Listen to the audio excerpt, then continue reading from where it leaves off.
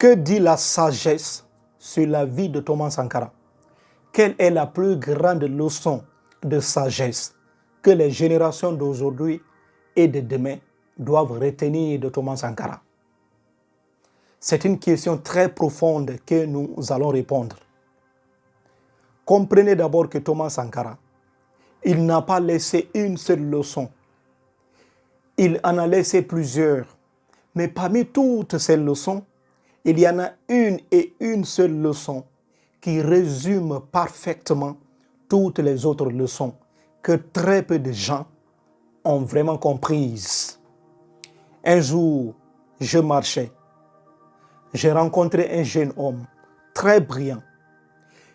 Il maîtrisait parfaitement les discours de Thomas Sankara. Il postait les discours de Thomas Sankara sur les réseaux sociaux. Il portait même l'image de Thomas Sankara sur ses t-shirts. Je lui ai demandé, vous admirez profondément Thomas Sankara, n'est-ce pas? Il me dit oui. Je lui ai dit, c'est bien. Je lui ai dit, qu'est-ce que Thomas Sankara vous a dit? Il me répondit avec enthousiasme.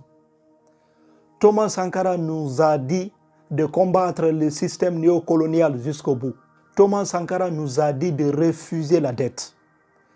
Thomas Sankara nous a dit d'être souverain. Je lui ai dit, waouh, vous maîtrisez parfaitement le combat de Thomas Sankara. Vous connaissez parfaitement son combat. Maintenant, dis-moi, qu'en est-il de sa méthode? Il me regarda sans comprendre. Je lui ai dit de nouveau, qu'en est-il de sa méthode? Toujours sans réponse. Je lui ai dit ceci.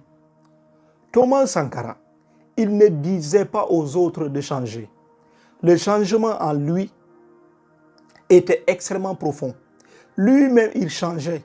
Et le changement en lui était si profond, si cohérent, si total, si visible, que tout ce qui était autour de lui changeait constamment sans qu'il ait besoin de les forcer. Voilà la leçon de sagesse que tu n'as pas encore comprise. La leçon centrale, celle qui contient toutes les autres leçons de Thomas Sankara, tient en une seule phrase de ce qu'il a vécu et non ce qu'il a prononcé.